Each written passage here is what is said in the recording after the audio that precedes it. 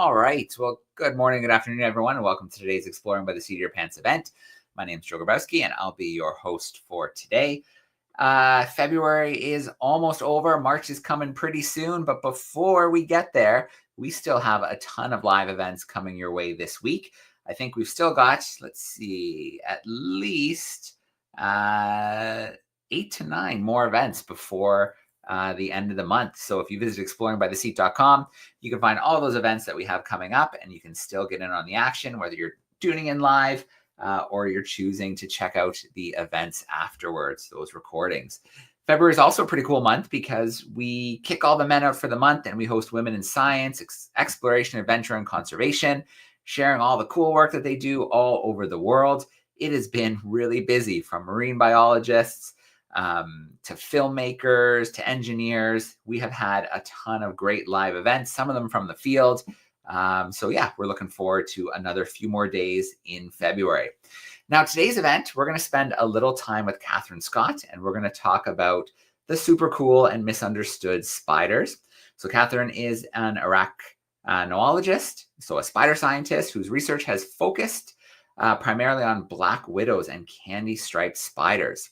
So from going to a fear of spiders to now being passionate about them and challenging misconceptions, she's fascinated by their biology and behavior. So if you do want to learn a little bit more about Catherine after today's event, you can head to spiderbites.org. And there's also a site, spiderhunters.ca, you can check out. So I am going to bring Catherine in with us right now. Here we go. Hey, Catherine, how are you? Hello, I'm well. Thanks for having me. Good, great. Well, thanks so much for joining us live today. I think spiders are pretty awesome. I hope most students who will be joining us feel the same way as well. But maybe today, after we kind of get into that world a bit, we can have a few converts out there onto Team Spider. I hope so. All right, excellent. Well, I'll let you take over for a bit. We'll have some Q&A after that. It should be fun. Are you seeing my screen already? Not yet. No, I have it tucked backstage. I'm just waiting until I see your presentation pop up to the front. Gotcha. There it is. All right, looks good. Here we go. Awesome. We'll see you soon. Okay. Hi. Thanks for being here today. I am Catherine Scott. I work at McGill University. I changed the title of this talk from what was advertised. I just rearranged the words a little bit. We're going to go into the world of spiders. Most of the photos that you're going to see are by my partner and scientific collaborator, Sean McCann, unless otherwise indicated. And just to kind of orient you, I am currently speaking to you from St. John's, so about as far east in North America as you can get. McGill University's in Quebec, in the middle there, and then some of the research that I'm going to talk about occurred way on the other side of the continent on Vancouver Island. So today I have sort of 3 main topics that we're going to jump between to do with spiders. So what is a spider and what isn't a spider? Why are they important and why they are awesome? So we're going to start with what they are. Spiders are a particular kind of arachnid in the order Araneae. And you probably are pretty much familiar with what a spider looks like. They are not insects. Those are a completely different group. As I'm sure you recall, they've got 6 legs. They have 3 main body segments, the head, thorax, and abdomen. And spiders are not particularly closely related to insects. So this is a family tree. You've got the spiders indicated on the top left and the insects on the top right. And this is just showing that the most recent common ancestor between insects and spiders was a marine organism that lived in the sea more than 500 million years ago. So spiders are just one group of arachnids. Joe mentioned at the beginning, I'm an arachnologist. I study spiders, but I also sometimes have studied non-spider arachnids. So one group of those is the harvesters. Some people call these daddy long legs. They also have 8 legs, but they only have 1 main body segment. You've got ticks, which are, of course, blood-sucking arachnids. Mites You might be familiar with cute little fuzzy red velvet mites like this one. They're typically very tiny, very diverse. You can find them on your plants and all kinds of other places. Scorpions are another one. And I know we've got classes from both Canada and the US. It might surprise you to know that this is actually a Canadian scorpion that lives in British Columbia in the sort of arid desert area of the Okanagan. Our only scorpion that we have in Canada. Pseudoscorpions are, as the name suggests, not quite scorpions. They look similar. They got the grabby claws, but they don't have a tail with a stinger. And they're very, very tiny. This one you can see is on the page of a book. And the book pseudoscorpion, which occurs all across North America, can live in between the pages of books, eating tiny insects that like to feed on the old books themselves. Camel spiders, this is one that we for sure don't have in Canada, but does occur in the southwest of the United States. They are super cool. There's lots of myths about them, but they are not harmful to humans at all. And then vinegaroons are another one that can be found in the southwest. They have that long whip-like tail appendage that squirts acetic acid, so essentially vinegar, at predators to deter them. So those are all things that are not spiders. We'll get back into what spiders are, basics. As I'm sure you already know, they got 8 legs. They have the 2 main body segments. The front end is called the cephalothorax. The back end is called the abdomen. And depending on the species, typically they have 8 eyes, but some have 6, some have 4, some have 2, and there are even cave-dwelling spiders that don't bother with eyes at all anymore because they don't need them. They live their entire lives in the dark. So in addition to the 8 legs, there's another pair of leg-like appendages at the front end called pedipalps. You can think of these sort of like hands. And this is how you can tell whether a spider is a male or a female. So one of the things that makes spiders unique from all other animals is that they have these appendages and they are modified for sperm transfer in the males. So you can tell if a spider is a female, if it looks like she's got just 2 little thin legs in front of her face. If it's a male, it will have more boxing glove shaped pedipalps in front of its face, or they'll have little sticky outy bits on them. And then last, as we get into the front end of the spider, they have a pair of chelicerae or jaws that are tipped with fangs. And these connect to venom glands. So spiders have venom. It is for subduing their prey, typically insects. But there are always exceptions to rules in biology. And so there's one group of spiders called the hackled orb weavers that don't have venom. So they do without it. And to subdue their prey, they just wrap it up really, really tightly with a lot of silk.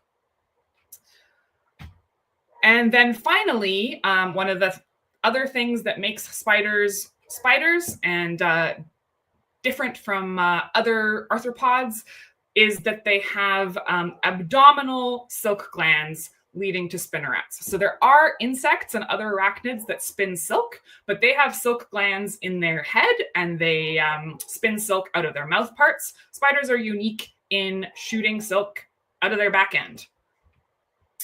And again, there's an exception. So all spiders do have abdominal silk glands, but this one group, the spitting spiders, they also have silk glands in their heads. And so they mix together venom and silk and shoot it out of their fangs at prey. And this is the closest that spiders get to Spider-Man in terms of shooting silk out at their enemies.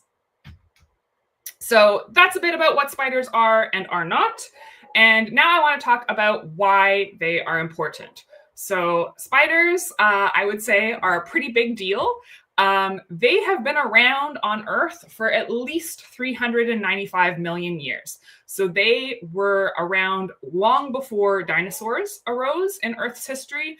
And they arose after the insects, which kind of makes sense. They then benefited from having lots of insects around to eat for their very long history on Earth. And so the first spiders that lived hundreds of millions of years ago probably looked something like this modern spider, which is called a mesothelial, that has kind of an armored abdomen and looks a little bit like a tarantula, but is closest to the sort of base of the family tree of the modern spiders.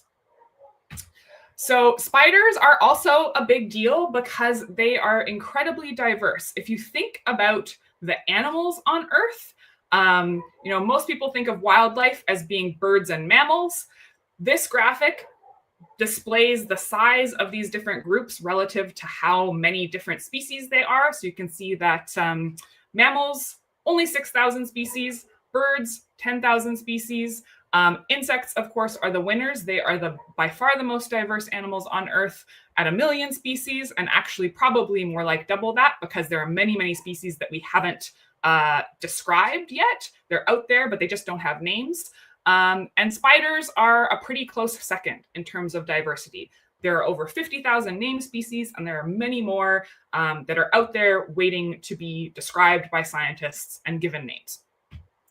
So spiders are really important because they live and contribute to almost every ecosystem on Earth. And any terrestrial habitat that you can think of, spiders live there, with the exception of Antarctica.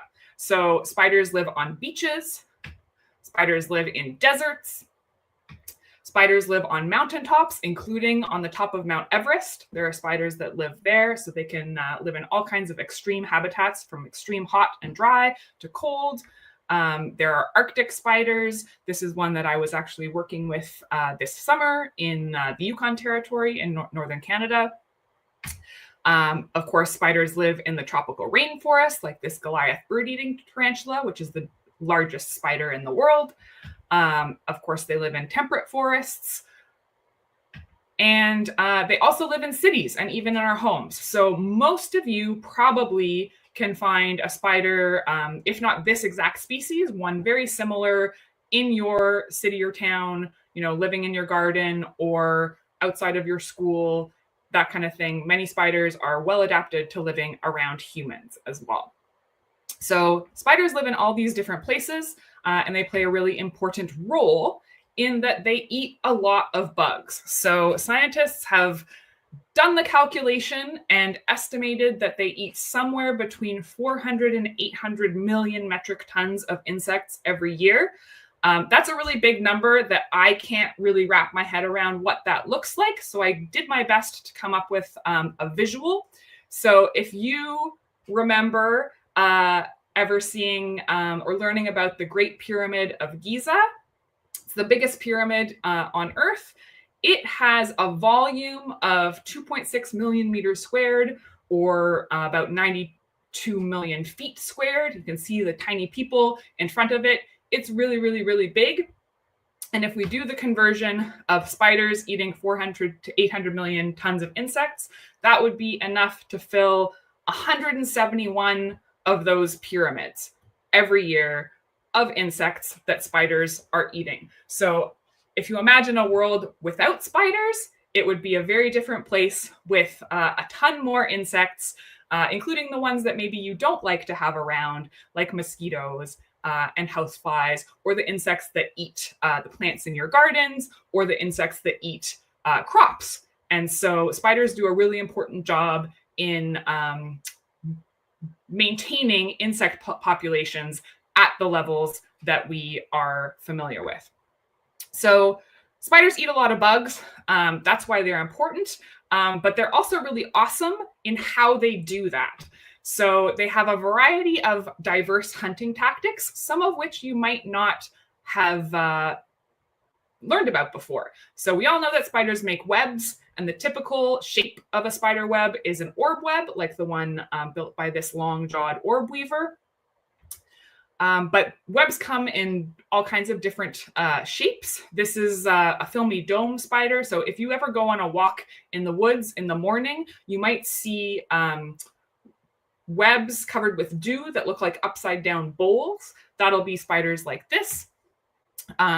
There are spiders that build messy cobwebs like the black widows. So they just look like a big tangle of threads rather than having nice spiral or obvious sort of architecture. And I'll mention, I talked about spiders eating a lot of insects. They do occasionally also eat non-insects, and the black widows are fairly unique among spiders in that they have venom that is specific for vertebrates, which includes, of course, things like snakes. This is a baby rattlesnake that this spider has captured in its web, but they also sometimes eat small mammals, lizards, things like that. So some spiders, in addition to making webs, they have lures for attracting insects. So this garden spider builds a typical orb web, but it decorates it with this zigzag decoration. And one of the functions of that zigzag is that it reflects UV light, which is attractive to insects and lures them into the spider's web. Another super cool example of a spider that uses a lure is the bolus spider.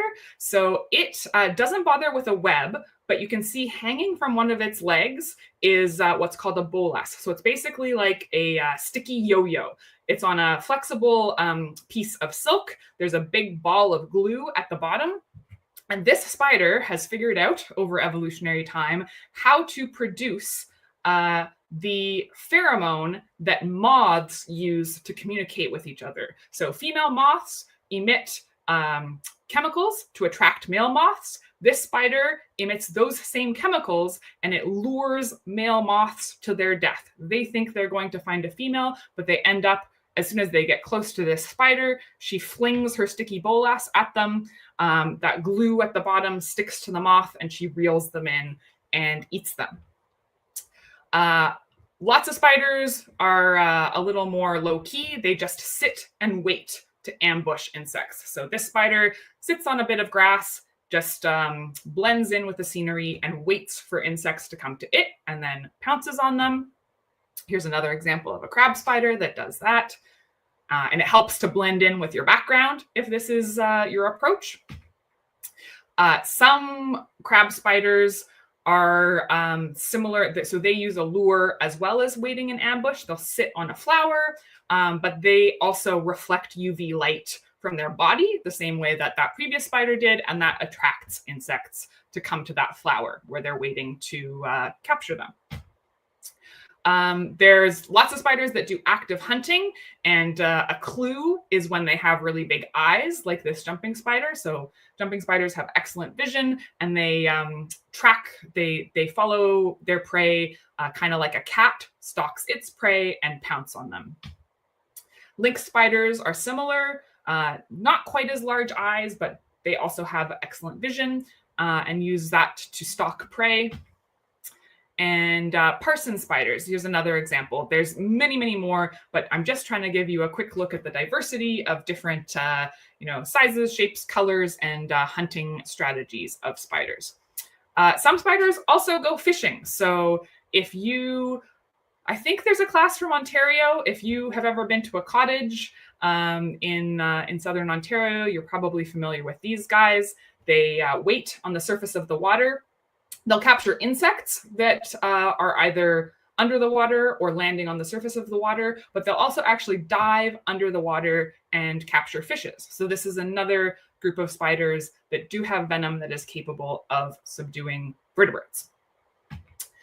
And piracy is another fun one. So this spider will go and enter the webs of other spiders. This is a different species, same group of pirate spiders. It sits on the edge of the web and it plucks the silk threads in a way that mimics an insect being caught in the web. So the spider that owns this web will respond thinking that there's prey captured in its web, but instead they will be eaten by that spider that is pretending to be prey. So that was just kind of a whirlwind tour of the diversity of spider hunting tactics. And now I will just briefly tell you a bit about one of my favorite spiders that I've been researching recently called the candy stripe spider. So it comes in 3 colors, the all red on the left, red stripes on the right, or plain yellow in the middle.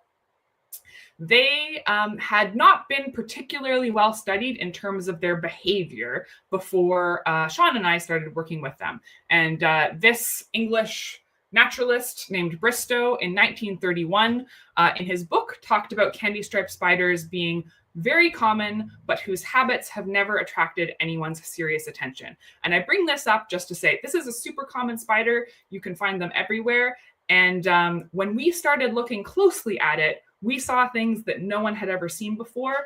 And that's probably the case for almost any spider species out there. If you get interested in spiders or any other insect or arthropod or tiny thing that's understudied like spiders are, if you spend time watching them, chances are you will be able to discover something completely new that other people haven't noticed before. So what we noticed is these spiders are related to the black widows, so they build a tangle web. People knew this before. This is sort of what this spider is supposed to do. It builds a web, it waits there. In this case, they like to build their webs under flowers. And then when insects arrive on the flower, vibrations are transmitted to the waiting spider, and it is able to capture that visiting insect.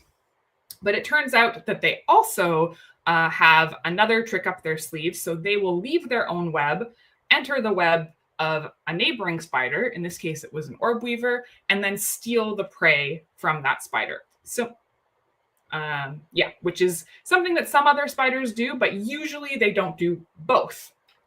Most spiders stick to one thing, either building a web or being a kleptoparasite who steals prey from other spiders. Not only that, they also, when they enter the webs of other spiders, will eat the resident spiders. In this case, this was a pair of long-jawed orb weavers that were in the middle of mating, and the candy-striped spider snuck up on them, wrapped them with silk, and ate them. And then they also were, we found them on a web under flowers, like what we expected, but they had connected their web to that of a black widow next door. So that they could kind of listen in on vibrations. And when the resident black widow female captured prey, the candy-striped spider could swoop in and try to steal it. And also when the female black widow had babies on the web, the candy-striped spider could go in and pick them off one by one. They also go around actively hunting, just eating bugs like these aphids when they come across them. And in addition to that, they are able to eavesdrop on the vibrational signals that bugs send to one another. So this is kind of similar to those ones that, they're not producing or tricking the bugs, but when the bugs are trying to talk to each other using vibrations, the candy-striped spider listens in and uses that to track down the bugs and capture them. So finally, we were able to observe something that no one else had ever seen, and that as far as I'm aware, no other spiders do, which we called marauding, but it's basically sneaking up on sleeping insects. So this was at our field site on Vancouver Island, and Sean really likes to take pictures of insects and spiders, and it's convenient when wasps like these are sleeping. They're very still, they hang out, they've got their jaws attached to this twig, and they rest there overnight. And they're quite immobile, and it takes them some time to wake up from being asleep and able to warm up their wings and be in a position to fly away. So here is a video of a candy-striped spider approaching one of these wasps that's asleep. She turns around and she starts flinging silk on the wasp, which does wake up, but it's a bit too slow and lethargic to escape. And the candy-striped spider's silk is so strong and sticky that, unfortunately for the wasp, it has no chance of escape. And I'm going to skip to the next video, which just shows that it is really important that the wasp is asleep. This one, which is already awake, was able to defend itself and just kick the spider down when it approached. So Joe, can you give, how long have I been talking now? About 25 minutes. But if there's something else you want to share, No, by all means. so I think I want to stop there so that we can have a discussion. Sure. The next thing I was going to talk about, spiders, they eat a lot of things. A lot of other things eat them. I'll just show you really quick. Birds, reptiles, amphibians, mammals, other spiders, wasps. So they are also food for other animals, which is another reason why they're really important in food webs. They're eating all the bugs, and they're also providing food for lots of other animals. And I'm going to quit now, and hopefully people have questions. Okay, I have no doubt there will be some questions. Like I said at the beginning, I think spiders are pretty cool. And I mean, just that last kind of reason you gave us is they're important prey for so many other parts of the food web. That alone is pretty important, but they do a whole bunch of other things like those ecosystem services of controlling insects. That is a wild amount of insects. If you take that total globally, it's pretty incredible. We would miss having them around, that's for sure. All right. Well, I'm going to share my screen. We're going to do a quick Kahoot quiz together, and then we'll get into the Q&A action. If you have questions, you can use either the private chat if you're backstage, or if you're on YouTube, you can use the chat sidebar. We can start getting some questions there. In the meantime, I am going to share my screen like that. And then there we go. It should be loading now. If you would like to join us for the Kahoot, it is kahoot.it. Our pin for today is 706897. And if you happen to have some you could join that way. If not, your teacher could pop this up at the front of the classroom. You could shout out your answers to him or her. If you cannot join with technology, no big deal. You can still play along and see how you do with the answers. What else do we have to talk about? 4 questions today. True and false, multiple choice. The quicker you put in the right answer, the more points you're going to get. Other than that, we'll give it a minute or so to see if a couple groups come in and join us. While we're waiting, Catherine, a quick question for you about, what is it? Can you think of a moment or a fact or, what was it that kind of flipped the script for you? I've taught lots of students and they've been afraid of sharks, and learning how important sharks are for the ecosystem and what's happening to them around the world. Flip the switches for lots of them. So what kind of flipped that spider switch for you? So I was personally terrified of spiders until I was in my early 20s. So I spent my whole childhood being completely afraid of them, never looked closely at one or thought very carefully about them, except to think that they were scary and being worried about being bitten by them. But it was a sort of chance situation where in university, I got a summer job working with black widows and studying their vibratory communication. And it had never occurred to me that spiders communicate, let alone that they use vibrations. And my job was basically trying to translate the conversations that black widows were having with each other. A male, when he's on the female's web, he does a dance that sends very specific vibrations through the web to the female, telling her about his quality as a mate and that he's the correct species to mate with. And I fell in love with spiders and never looked back, and have spent the rest of my life studying them, just because I was so fascinated with their behavior, their sophisticated communication system, and also that they're really beautiful. And I hope you've seen from some of the pictures just how diverse they are. Some of them are colorful, and when you look closely at them and start to understand their behavior, they're just super cool, and you can spend your whole life learning about them. All right, awesome. And that communication with the web is very important, because a mistake there and you can end up as a meal instead of the other intention. So that's pretty cool. All right, we've got some groups in here, so let's play some Kahoot. Some true and false, some multiple choice. The quicker you get those answers in, the more points you're going to get. So here we go. First question coming your way is a true or false question. Spiders are insects. Hopefully this gives us a nice warm up here. True or false? Spiders are insects. Got a few more seconds to lock in your answer.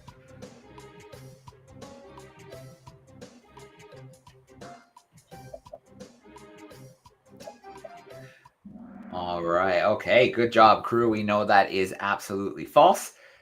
Spiders are not insects. Let's go to our next question after our scoreboard check-in with the wise lark holding down that top spot. We're going to hammer this point home a little bit with another true or false. Okay, so then spiders are very closely related to insects. True or false? What do you think? Spiders are very closely related to insects. A couple more seconds to lock something in.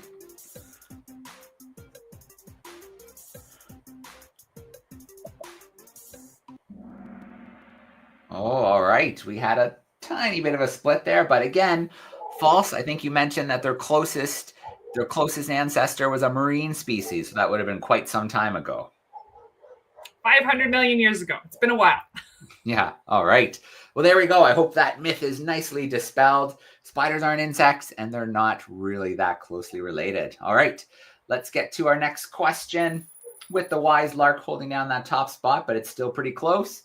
How can we tell if a spider is male or female? So was it the number of legs? Was it the number of eyes? Was it thicker pedipalps? Or was it where the silk comes from?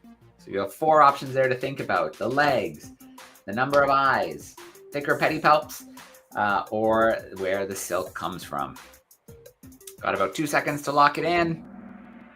All right. Very cool. Yeah, so you mentioned it's kind of that extra little appendage, but the males, they're thicker. They're more like boxing gloves. So that's one way that we can tell that difference.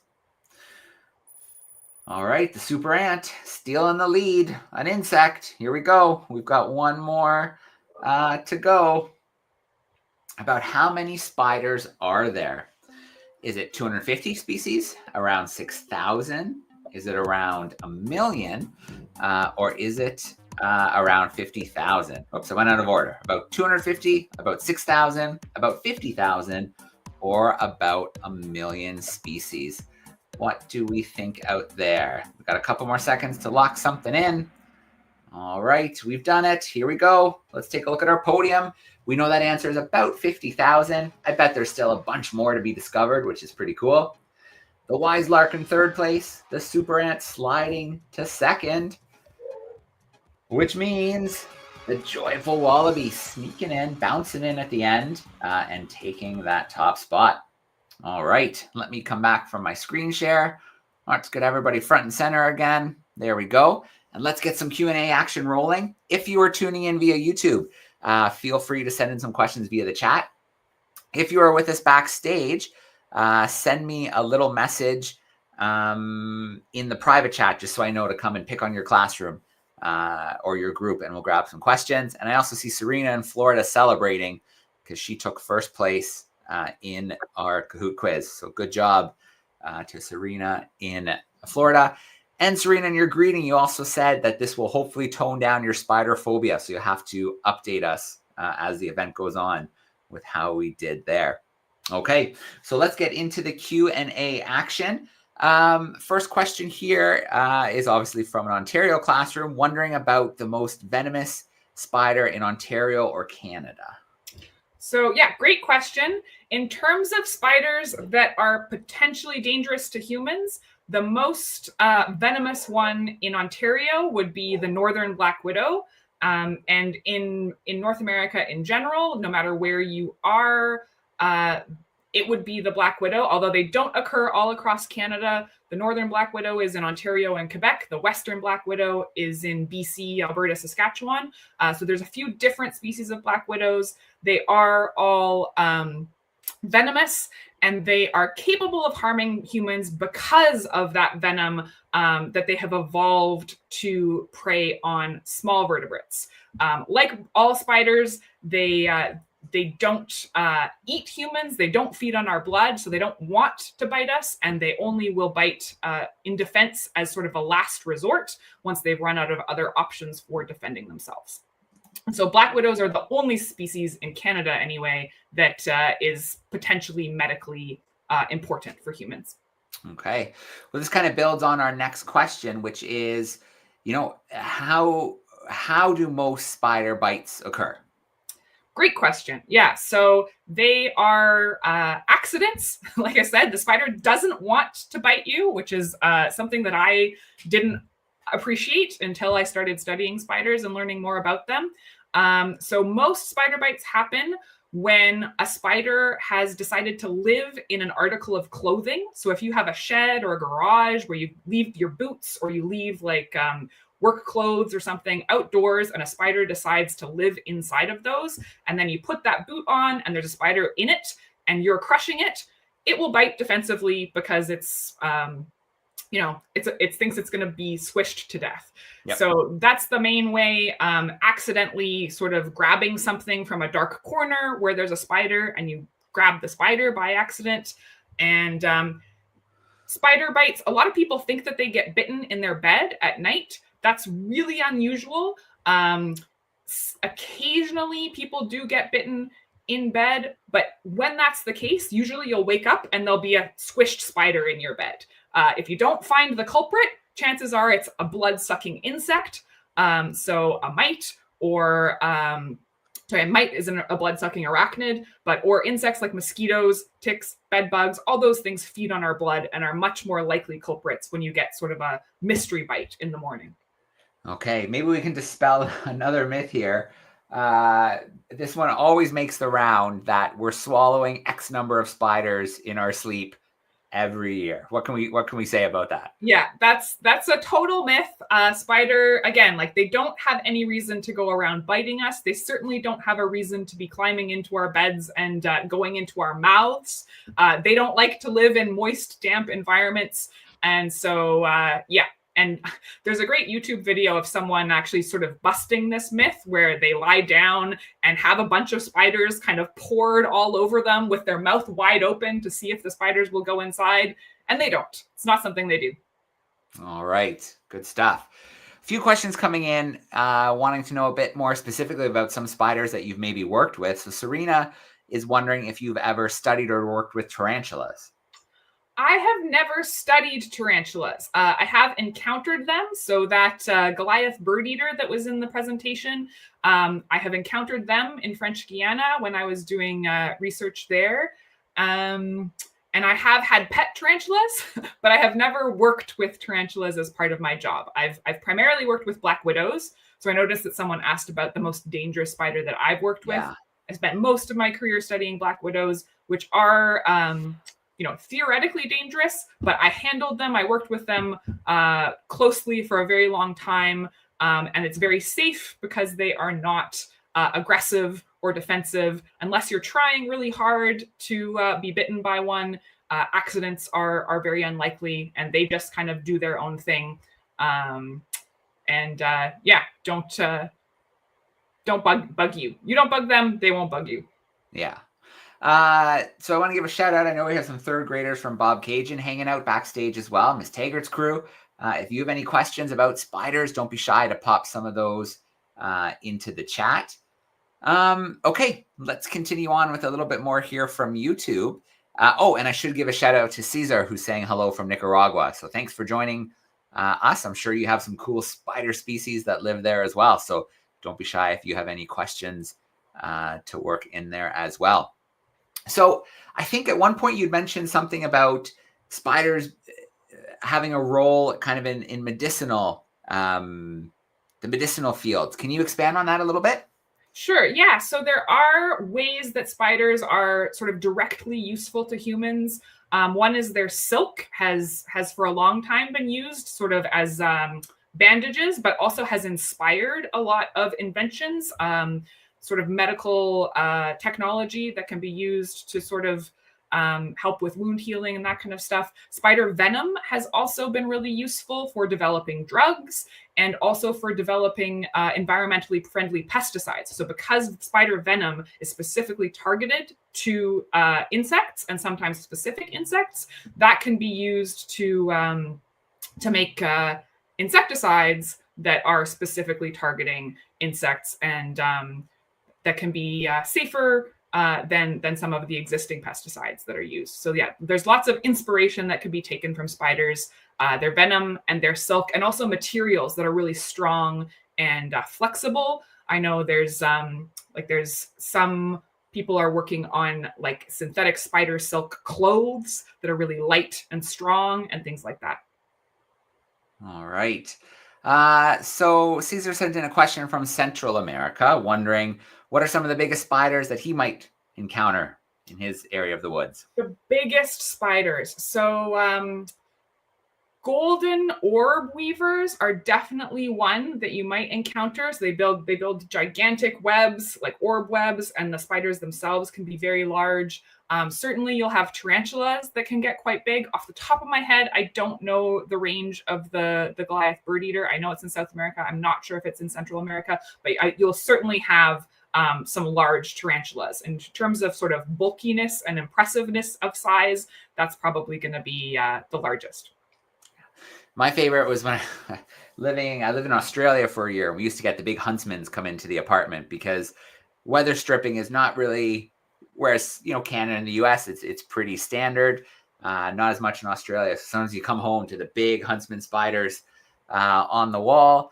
My wife never loved it, but I would generally just guide it onto my hand and bring it outside because, again, they're treated respectfully. They're not really anything to worry about. Even if it did bite you, I think it was more maybe in line with a bee sting. Yes, exactly. And that's the case for the vast majority of spiders. Even if you did get bitten, it would be not really a big deal and typically no worse than a bee or wasp sting. All right. Okay, we've got our crew and Bob Cajun are wondering. Oh, sorry, they're saying that they loved your presentation. They learned a lot about spiders and how they're beneficial. So that's a good shout out. Texas? Sorry, Bob Cajun, Ontario. Oh, Ontario. Great. Sorry. Yeah. So they're saying that they really enjoyed your presentation and learned about that. And then Mila's saying that she knows that bird eaters live in places like Venezuela and Brazil. Yes, certainly in the tropics. Yeah. So there's maybe we got another question in the chat, but I'll ask this one first. There's been kind of talk about how strong spider silk is, and even talk of using it as kind of like a Kevlar almost material for a bulletproof vest. Is it really that strong? Is there a better way to make that comparison? So yeah, spider silk and black widow silk is actually some of the strongest spider silk. And it is stronger than steel. So like if you were able to make steel as fine as a strand of spider silk spun by a black widow, the spider silk would be as strong or stronger than steel. So that, yeah, that's exactly why it's being used, or people are trying to recreate a material like that could be used like Kevlar, exactly. All right. One last question here before we sign off for today. Do spiders tend to travel much in their life?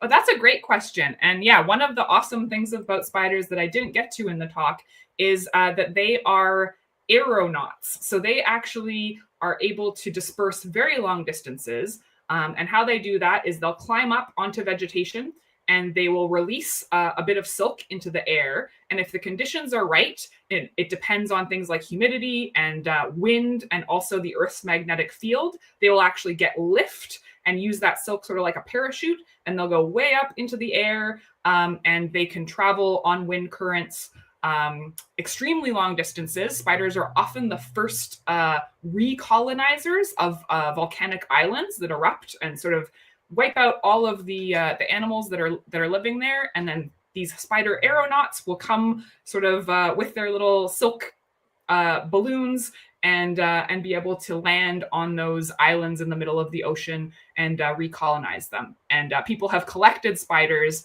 by going up in an airplane and putting a big net on the back, and they will actually capture spiders like thousands of feet up in the air, traveling on these little silk strands. All right. Well, let's start off today with a shout out to our classrooms. Thank you so much for those who joined us today. Thanks for sending in great questions and playing Kahoot with us. Always lots of fun. And a big shout out to the classrooms who will tune into the recording as well. Catherine, thank you so much. Spiders are awesome. I know you feel the same way. And I hope that after today, more students will kind of give them a second look. I know we've got a little house spider. My kids have named him Frank, and they're always curious to where he'll be the next day. He's usually up in the corner somewhere in the hallway, or sometimes he comes into their bedroom. So they're okay with Frank hanging out with us. So yeah. Excellent. Yeah, thanks so much for having me. And if folks do want to learn more about spiders, please check out my website, spiderbites.org, but it's bites with a Y because it's information about spiders. And you can also find my contact information there if you want to send more questions in the future. All right. Awesome. Well, thanks so much to our classrooms again. Hopefully we see you in some more events this week and next month. But we're going to sign off for today. Thanks, everyone.